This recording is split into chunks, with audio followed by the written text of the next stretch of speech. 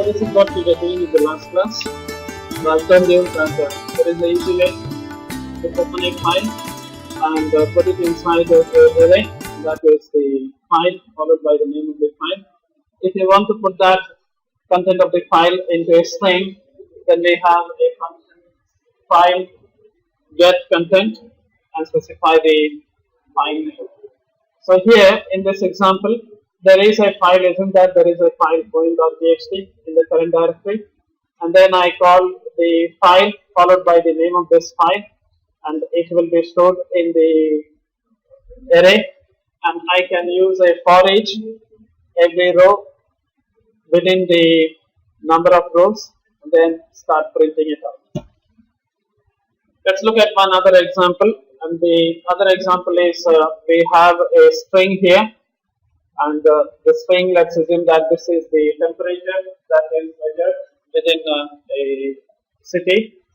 So we have the greatest, the average, and the minimum, maximum, and the average values. And these values are stored in the comma separated variables, and this is concatenated. So if you notice that January, after that you concatenated, all these values are concatenated. So the January variable will contain everything. Now one thing you must notice is if you want to get a next line, that is the new line in Windows and in Unix and in other operating systems, the new line characters differ. If you want to use it in the Unix environment, then the /n will work. In the Macintosh, the /r will work. In Windows, you need to put both /r followed by /n. So there are two characters that indicate the end of the file. That is why in the last theory class, I told you that when I was trying to read 3 characters, I told you that there are two characters that it is trying to read.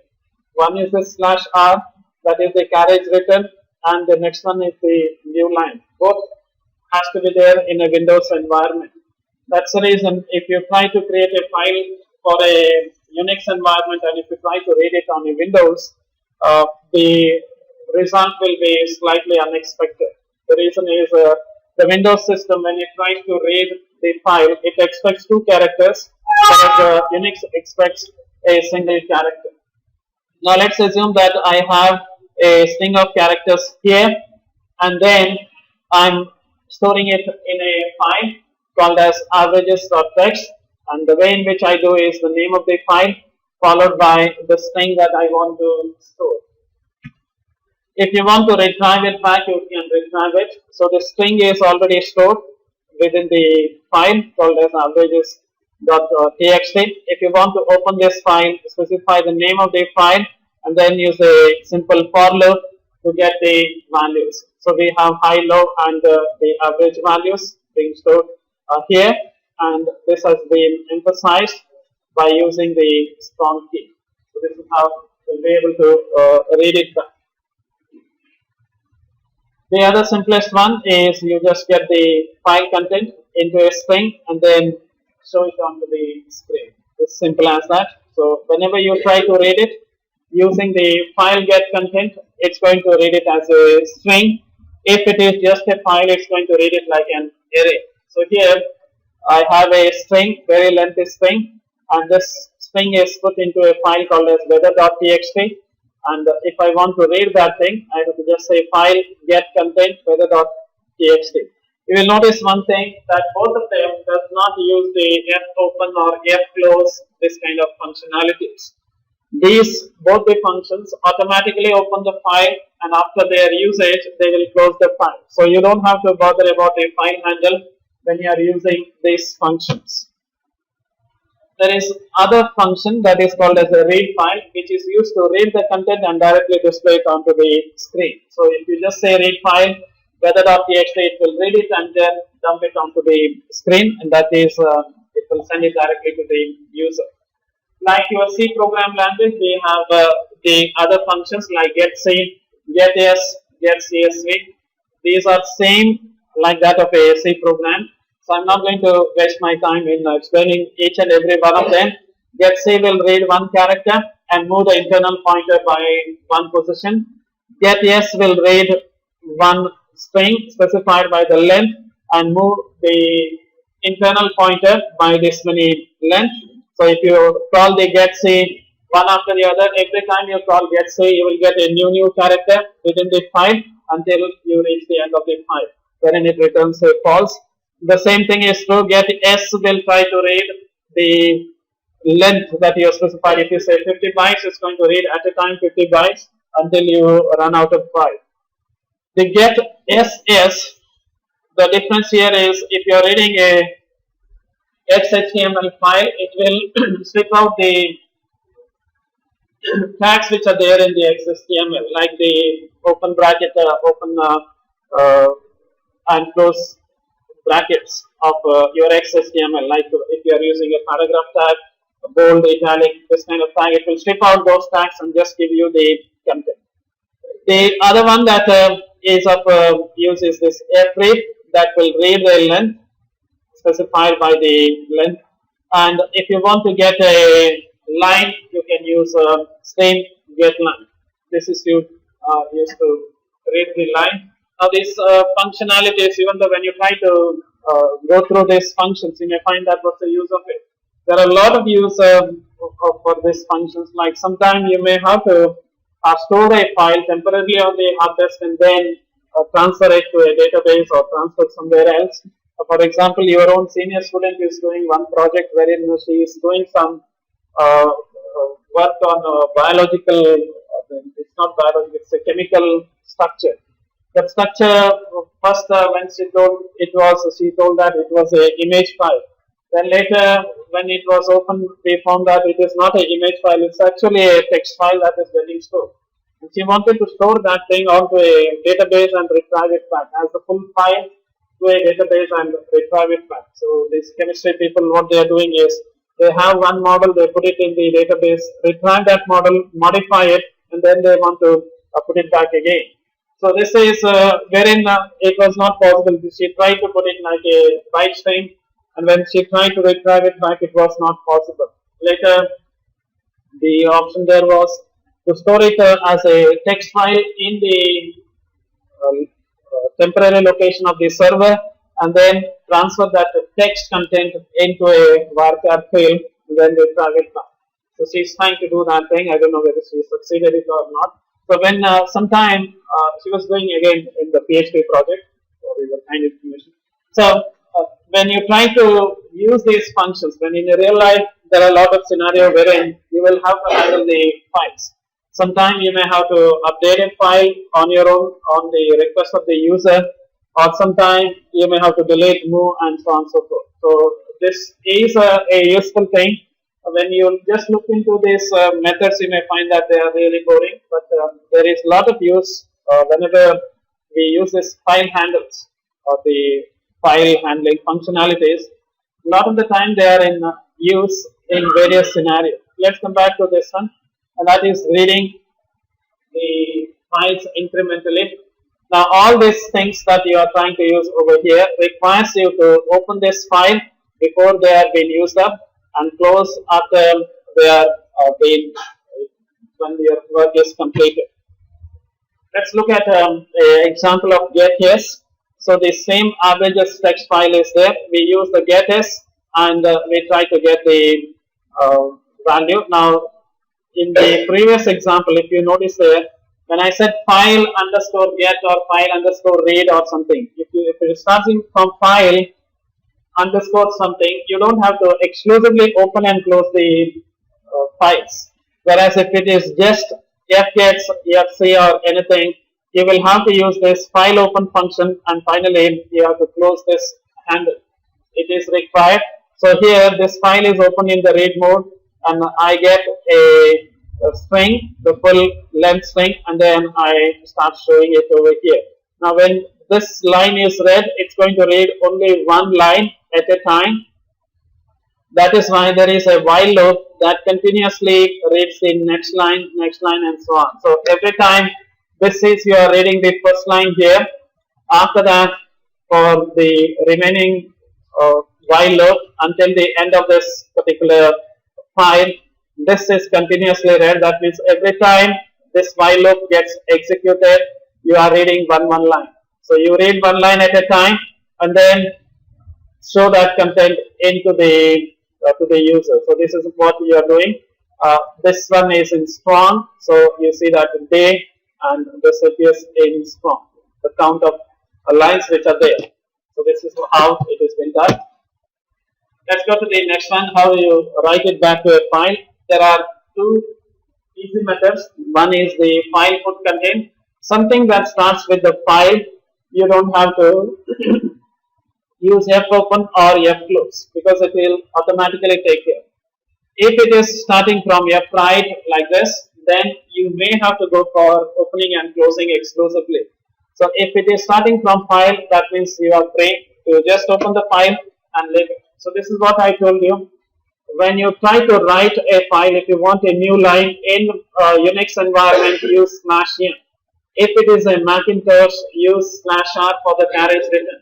If it is a Windows, you will have to write both this character /r and /n at the end of every line.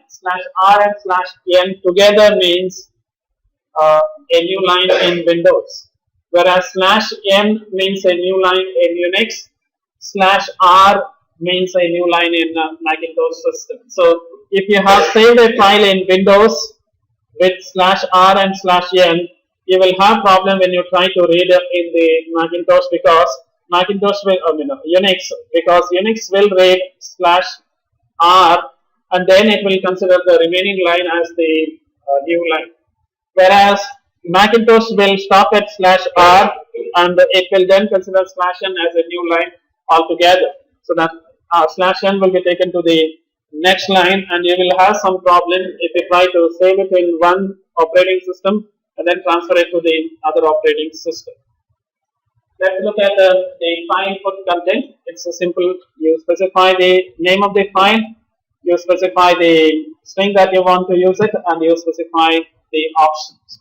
Now, what are the options that are available over here? Options are all the flags, they are integer values. This is a constant that is already declared.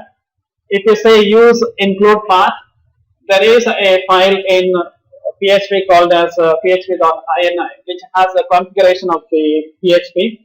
If you go over here to your location, we will come back to the PHP configuration slightly later. When you are used to PHP, I will go to that location. If you look at this PHP, there is a ini, php.ini file. Now this file is a configuration file. If you try to open that file in, let's say, you to open it in Word file, it has all the settings of PHP. Now what it's starting from, the semicolon means it is remarked. So semicolon means it is remarked. If the semicolon is not there, it means that the setting has been taken out. A lot of remark statements are there just to help you out how to go about changing the content. Now if you want to get the things, you have to just uncomment this. These are not in use now. If you want, you can uncomment it and change the values. They have provided you with a lot of explanation as to how to change these configurations. Now in this one, we have a place wherein it says int. I think I skipped that thing. Now you notice here there is a place wherein they are writing like this, include path. Now this is the default path that is taken up by the PHP. If you don't specify the path, it will take the paths. So if you want to store a file in that location that is specified in the ini, you can just use this flag, say file use include path. Include the path, and in other words, you are just saying that I am going to just give the name of the file here, but this file has to be saved in the location specified with this settings. In the php.ini, there is a path like the one that is shown over here. There is a path here. So include this path, and then inside that folder, save the file that I am giving. So if you specify, if you don't specify, that means in the current directory, wherever this script is running, save it in the same directory. Suppose if you want it to be saved in a special location that is specified in the include path, just use this one, file use include path. Whenever you try to put the content, it will override it. If you want to append it, you just say file append. It will append it. The last one is the log exclusive. That means to say that log this file exclusively for my usage. In other words, do not allow somebody else to open this file when I am writing onto this file. This is useful in a scenario wherein you expect that more than one person at a time may start writing onto this file, and you want to log that file so that the others are not changing or modifying the values that you have written. Okay. So here you notice there is a strange example, and the first part here is the name of the file. The last part is the option that says append whatever I am giving it to you. What is given to it is a student name, course and semester. Those values are given, and it is given in the S printer. I hope you are familiar with the S printer of C programming language. So it's going to write the student name, and it's going to utilize 20 spaces. Then it's going to add a pipe symbol. Then the next 20, it's going to use the course, and the next 20, it's going to use the semester. This is a C way of the way in which if you want to get the formatted string. In C, you are using the S printer. The same function is available even in the PHP.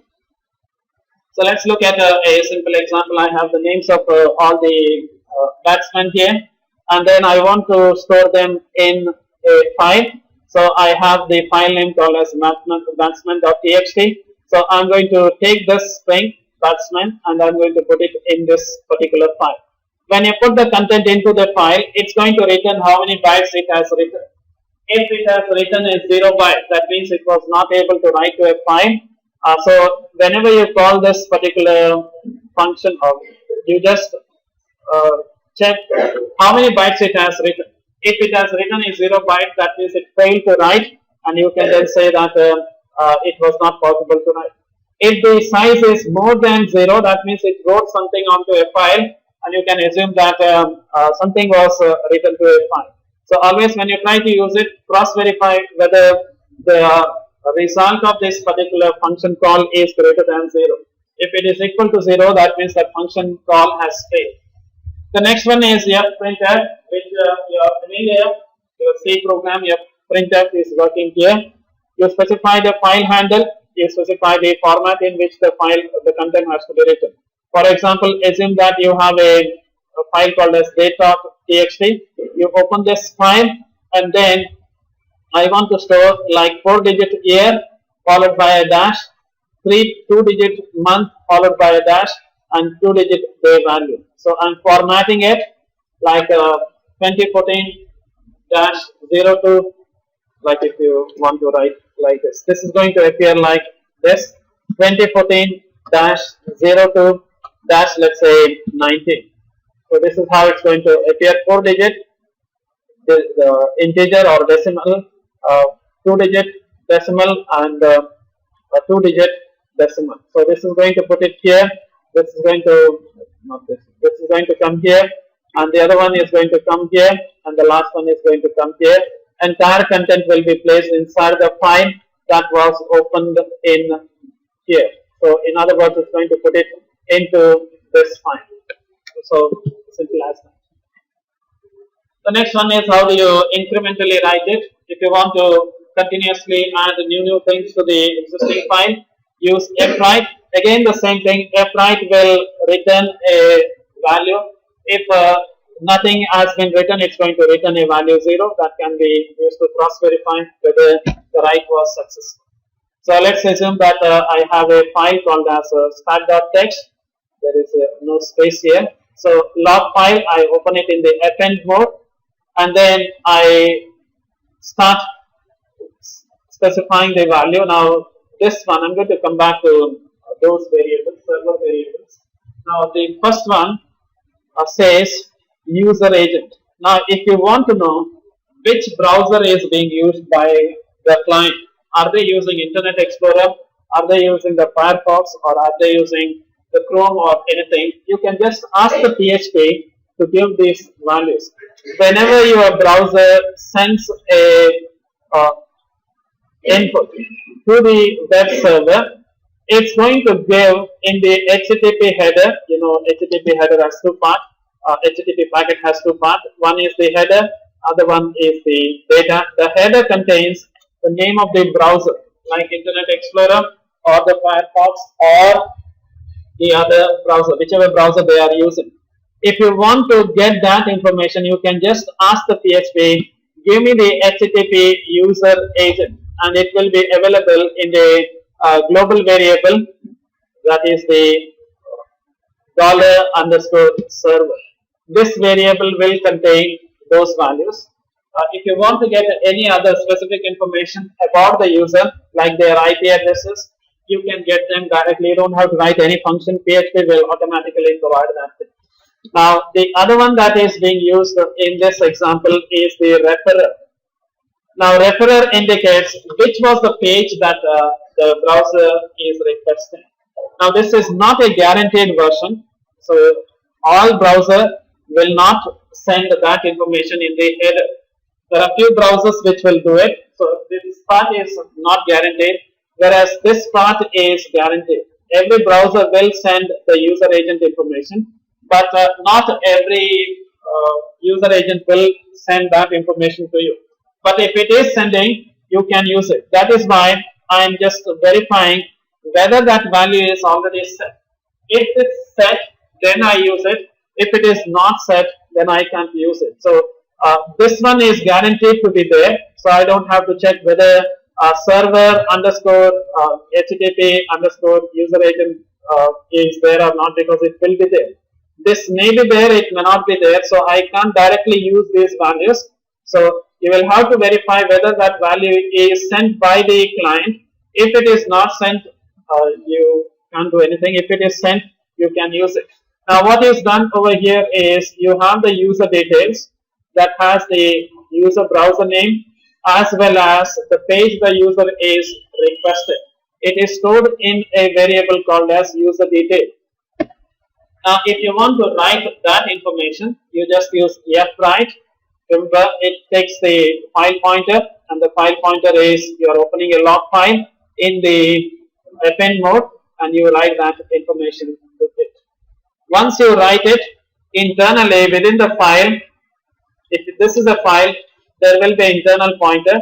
Once you write something into this file, the internal pointer will move to the next location. Now, if you want to read it from the beginning, you will have to call a rewind on the file pointer. So when you call the rewind, this file pointer, which is here, will be automatically shifted to the first location. So as you write it, your internal file pointer will start moving. If you want to read it from the beginning, just call a rewind. The internal pointer will come to the first location, and then onwards it will start reading it back. So this rewind is called to get the file pointer. It may be here, it may be anywhere. You are just asking this internal file pointer to come to the first location, and then onwards you start reading. The way in which you read it is just a check whether you are not at the end of the file. Use the getS to read the content in the buffer. The next one is how do you lock a file. There is if you want to get an exclusive lock on a file, you use the flock. They specify the name of the file, that is the handle for the file, and the operation. If you use this constant, lock x means you get an exclusive lock. Now, if you call this one flock file handler and x lock underscore x here, what is going to happen is until you get that lock on that file, your function or your program will be stuck. So your program will start flowing down. Once you call this one, let's say if you are saying I have a file pointer here, $fp, and then you say I want a lock on, I want an exclusive lock. If the PHP cannot get a lock on the FP because of some reason, somebody has already opened it and they are not leaving that file. In that case, thread will not continue. It will be blocked until you get the lock on it. Suppose if you don't want the threads to be blocked because you can get the lock on it, just use the no block. Or it with it. What's the meaning of saying or? You put a pipe symbol here and then say lock no blocking. So try to get an exclusive lock. If you are not getting, do not block at this function. If you are not getting a exclusive lock, go ahead with the function. Do not stop the processing. Don't wait for the lock. Go ahead with it. So sometimes you may want to get an exclusive lock. If you are not getting the lock, still you want to proceed. In that case, just say or no block. So it will just take you forward. The other one is to get a shared lock. That means to say that you know that there is a file which is shared by many persons, and you want to get a shared lock. So that means to say that you are not an exclusive owner of the file. It's like if you have some data files and if you really want to read from it, you are not writing anything to a file, you are just reading it. So in that case, there is no need to have a exclusive lock because nobody is going to modify the content. So you are just reading it. In that case, just go for the shared lock. If you want to write onto a file, then use the exclusive lock because in that case, what will happen is you may write 2 bytes into a file and you may wait for some processing. In that case, meanwhile, somebody else may come and start writing the additional content. Then your content will be half here, half on the other side on the file, and the entire file becomes unusable from that point onwards. So if you are writing it, get an exclusive lock. If you want to just read from a file like a configuration information or some standard settings, just use the shared lock. Once you get the exclusive lock, if you want to unlock it, call lock and un to say that unlock this particular file. So let's look at this one in a simple example. So I have a file that I'm trying to open in the open mode. I try to get the exclusive lock on the file. The file is opened using fopen. I get a lock on it. I try to write something and then I unlock it. So from here I lock it, I write something into the file and I unlock it. If I am not able to get an exclusive lock, your program is going to get stuck at this particular location. So it will wait until you get a lock on that file. Then onwards, your program will continue. If you don't want that thing to happen, put a R here and then say lock underscore NB to say that do not block for it. Now the consequence could be anything. You may end up in correcting the entire file if you are not waiting for the exclusive lock. This is a simple function. This is used to copy a file from one location to the other location. So it's a very simple one. I have a weather.txt and I'm storing it to some other location. So just make a copy and use it. As simple as that. Now there is I'm going to come back to this function slightly later. Like your C programs, we have a rename which is used to rename a file to a new name. For example, I have a file.txt. I'm renaming it to a new file.txt. It's one and the same. There is no different thing. Unlink is used to delete a file. So the same way, rmdir, the Unix command, famous Unix command, is used to delete a directory. So now before you delete, try to delete it. Say to it that the directory or the file exists. If you do it without, if the file does not exist, you will end up in an error or a warning that is generated by the PHP. So I have a file here. I write to a file. I close this file, and then I say that I created this file here, and then I say unlike text.html, that file will be deleted. So you create a file and just delete that file. Now, if you want to know whether the file or the directory exists, if it is a file, and if you want to know whether the file exists or not, call file underscore exist followed by the name of the file. It will return a boolean true or false stating whether the file is there or not in a specified location. In the same way, you can use is dir to indicate whether the directory exists or not. If the directory called as example does not exist, so this is not is directory, I create a directory, and this is a famous Unix command, make directory to create a directory. If the directory exists, just delete it, calling rmdir followed by the name of the directory. That directory will be deleted. If you want to read from a directory and display its content, like file, you can open a directory by calling open directory followed by the name of the directory. And if you want to read, once you get the handle, if you want to read from that directory, you can use read directory. Once your work is over, you can use the close directory to close the directory. So, like your file, you can open a directory, read from the directory, and then close the directory. A simple example over here, I am trying to read the current directory with the dot, and then I start reading the one line at a time, and then I specify the name of the file, and I call a function, which is the name itself will say file size, which will give you the name of the size of the file. I then specify the file of size of the file. I put it in the while loop. Once this loop is completed, I close the directory.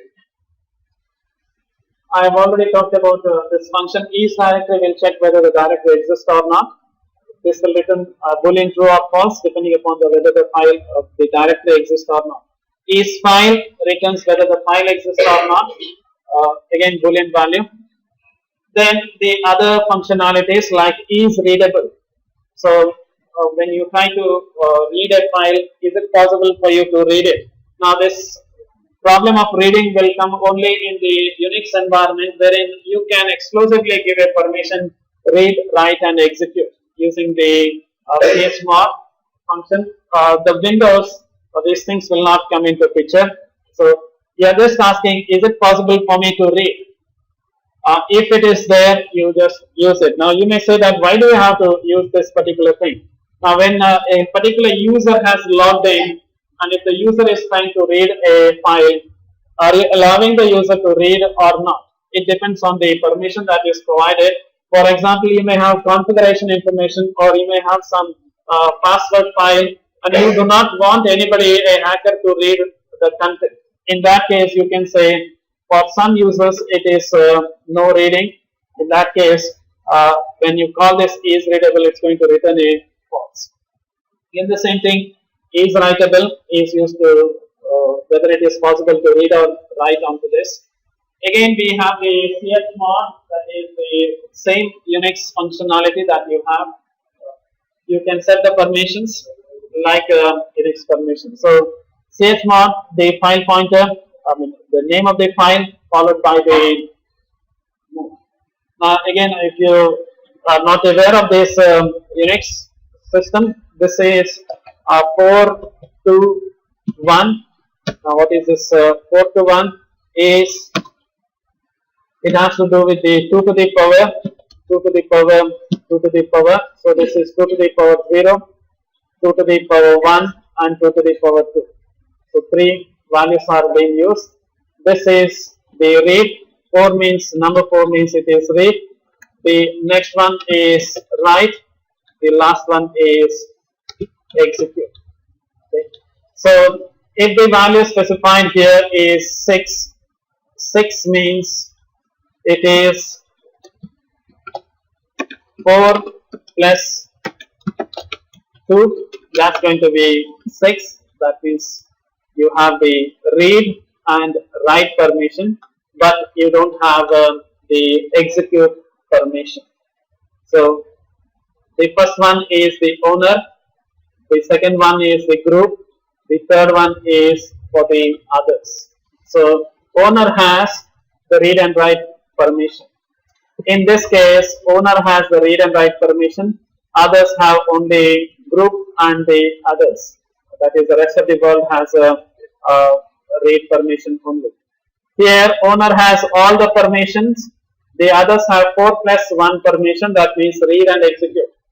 So 4 is write, read, write is 2, so this is how it goes. So this is read, read is 4, write is 2, and execute is 1. If it is 5, it means to say that it is 4 plus 1. So this is read and execute. If it is 7 means read, write and execute all the numbers. So this is how the Unix is using. Now here it means to say that read, write, execute for the owner, read and execute for the group. The others have no permission on this. The rest of the world does not have this permission. So these 3 letters means the first one is the owner of this file, and the second one is the group to which this person belongs to. The third value, the third octet, refers to the rest of the world. So this is the Unix way of doing it, and it does it in the same way. Again, I can use the file permission to get the one. Now, file permissions are usually used to get the type of the file. Now, again, if you are using the ls command, ls minus l in Unix, I think you have used it many times. When the file is displayed, it's either going to start with the dash and then the numbers, the octal that you have, or it may start with the S followed by something, or it may start with the D, that's the starting letter. The starting letter indicates something, a type of file. So if the starting letter is S, it means to say that it is a socket. If the starting letter is L, it's a symbolic link. If it is a dash, it's a regular file. Now when you try to read the content, if you want to know what you are trying to access, you can use this particular setting to get what type of file it is. It may be useful, like if you want to open a socket to something, then in Unix everything is a file. You will have to read a file, but you must ensure that the file that you are reading is actually a socket. In that case, you can verify it with this value. Again, there are many other things. Block file is a device like a hard disk which can transfer a block of content to the Unix. D is a directory. C is a character special file. That means at a time you can read one character.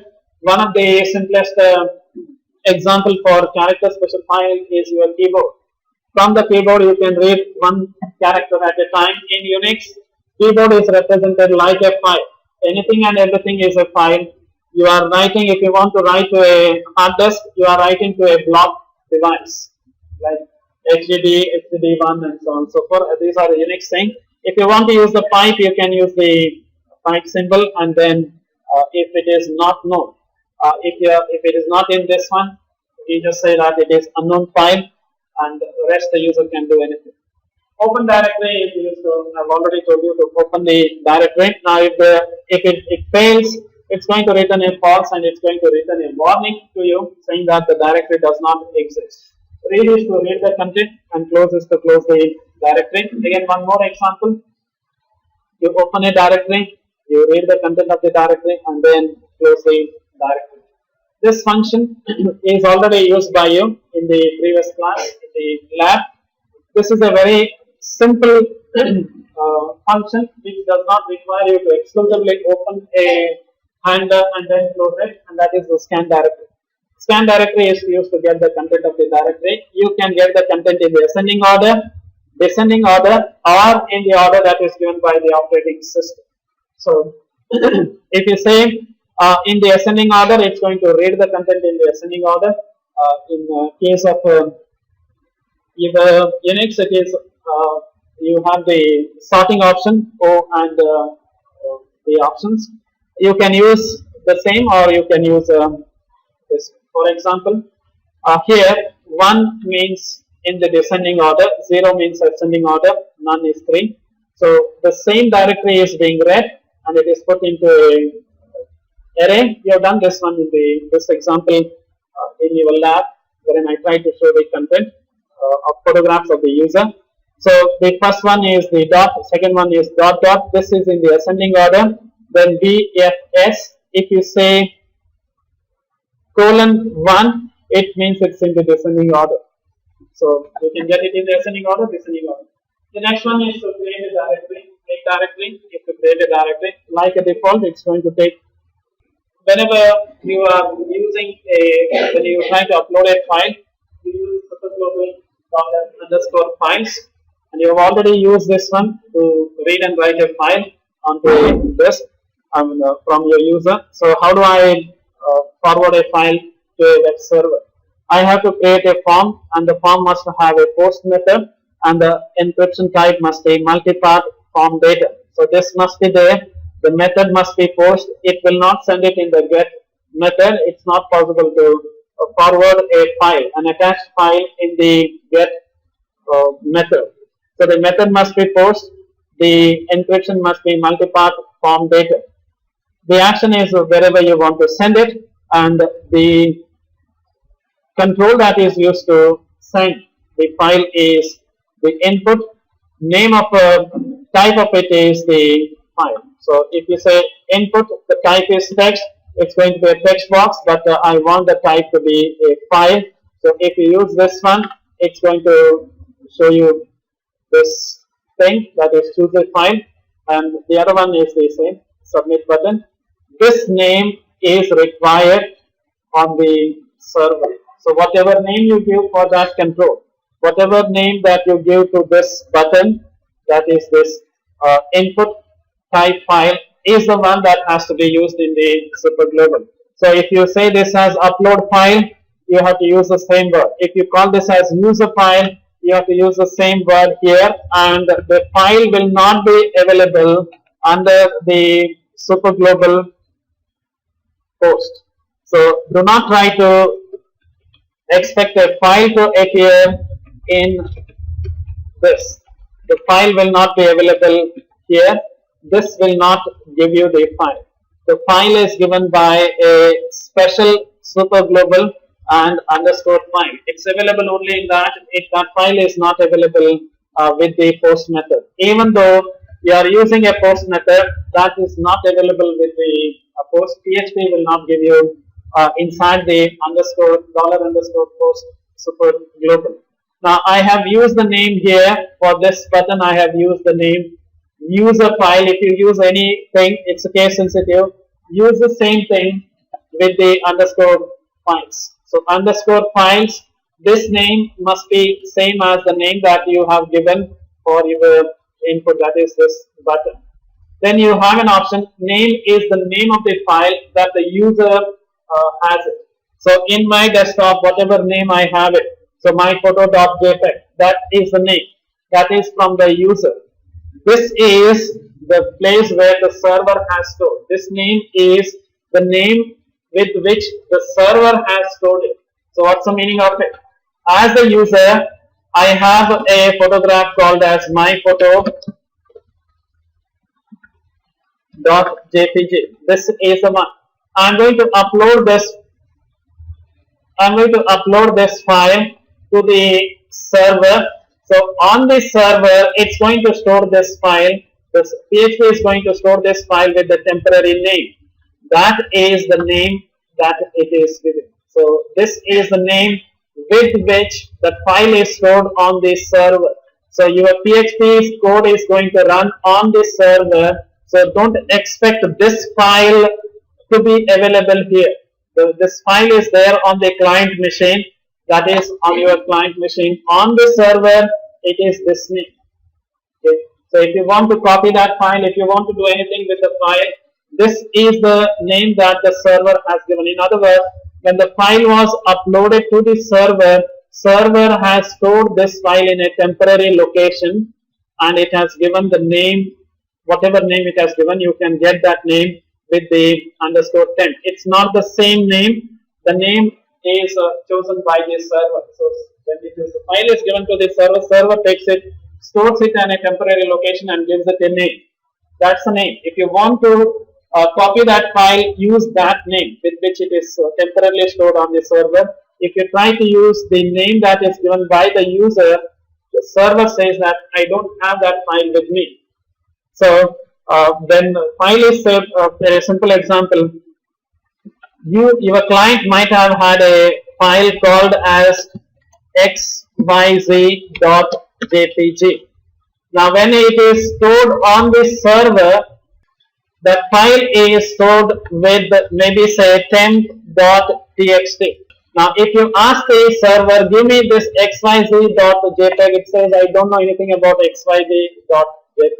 You have to say, give me this temp.txt or temp.data or anything. Give me this file and copy it to my special location. I have images folder, or I have photograph folder, or I have some folder. Transfer this file to this folder, but change the name and make it as xyz dot something. So you are just asking, we're using move file.